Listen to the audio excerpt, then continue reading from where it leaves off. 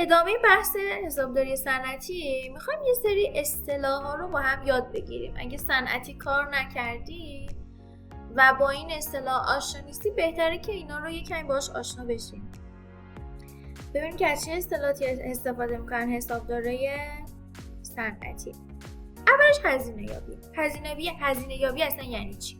محاسبه بهای تمام شده و موجودی کالای در جریان ساخت. یعنی من تو هزینه یابی میام حساب میکنم بهای تمام شدن رو و موجودی اون کالایی که در جریان ساخت هستش رو. حالا کالای ساخته شده اصلا یعنی چی؟ کالای در جریان یعنی چی؟ کالای ساخته شده میگه محصولاتی که جریان تولیدشون کامل شده و آماده فروشه. کالای در جریان هم که مشخصه دیگه، موجودایی که ساخت اونا هنوز تموم نشده، حتی به میزان 0.1%. مثلا فرض کنید ما داریم با یه تولیدی لباس کار میکنیم.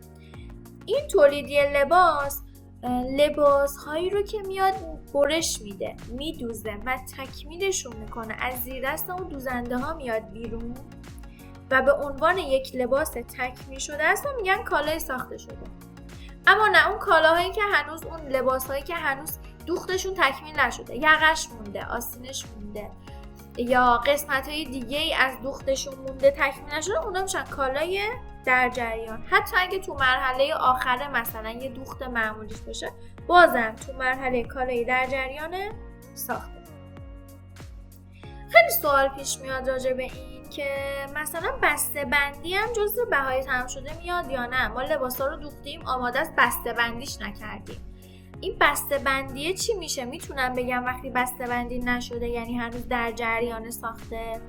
باید بگیم که خیر، بسته بندی جزء هزینه‌های بازاریابی و فروشه. هیچ ارتباطی هم بهای تمام شده نداره. شما لباس رو دوختی، تموم شد، تبدیل به لباس شد، میشه کالای ساخته شده.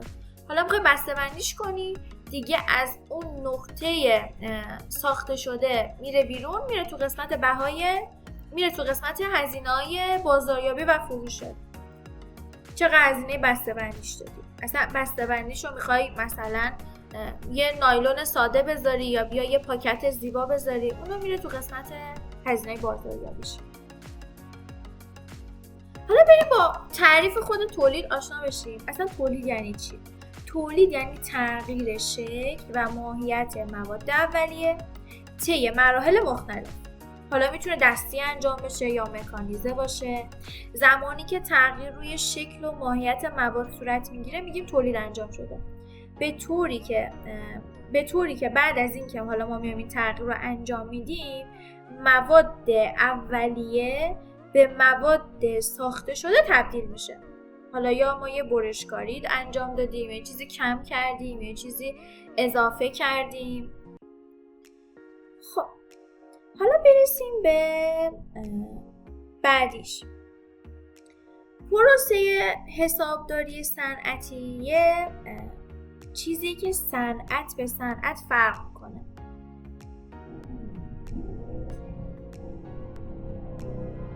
صنعت بازاریابی و فروش خب برای ما چه هزینه‌ای داشته؟ میتونیم بگیم مثلا هزینه خرید بسته‌بندیش و هزینه خرید اون نایلونش، پاکتش، بدهکار، حالا از هر جایی که پرداخت کردیم بستان. یه هزینه معمولی منتها میره زیر مجموعه هزینه‌هامون، نمیاد تو بهای تمام شده. پروسه حسابداری صنعت به صنعت متفاوته. اینو یه مثال براتون بزنم. ببینید فرض کنید که شما مثلا میخوای بیا یه چوبی رو روکش بکنی. این چوب رو میگیری، یه صفحه خامی هست، صفحه خام رو میگیری، میای اینو روکشش میکنی و اون چوب روکش شده رو میای میفروشیش. تو همچین حالتی اون چوبی که روکش شده برای شما محصول نهاییه، درسته؟ یعنی میشه کالای ساخته شده. اما ممکنه منی که دارم مجدد با اون چوب کار میکنم، مثل شما، برم اون ورق خام چوب رو بگیرم، بیارم خودم روکش بکشم روش و مجدد بعد از روکش کشیدن بخوام بیام با این کار بکنم. یعنی ببرم حالا تو قسمت برش تبدیلش بکنم به میز. پس ببین چقدر صنعت‌ها با هم فرق میکنه. این چوبی که اومده بود رو کش خورده بود تو مجموعه شما یه کالاییه که اصلا ساخته شده تمام شده رفته، ولی اون کالای ساخته شده مجموعه شما تو مجموعه من یه کالایی که در جریان ساخته، یعنی من میخوام بیاموش یه کار دیگه ای رو انجام بدم و تبدیلش بکنم به یه چیز دیگه ای.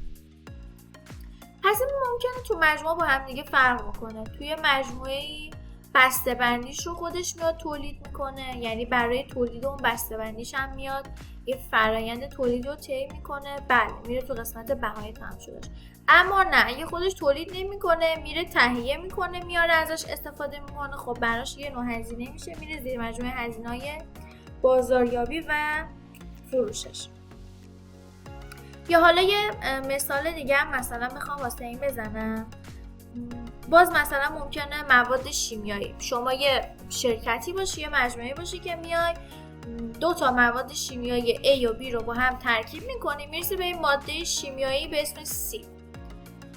حالا من برای مجموعه اون ماده C رو نیاز دارم، یا میتونم بیام از شما تهیه بکنم، کالای ساخته شده شما رو تهیه بکنم بشه مواد اولیه من و بیام باز روش کار دیگه انجام بدم، به یه ماده دیگه‌ای برسم، یا نه خودم میتونم مثلا همون A و B که شما ترکیب کردی رو منم ترکیب بکنم به اون C برسم.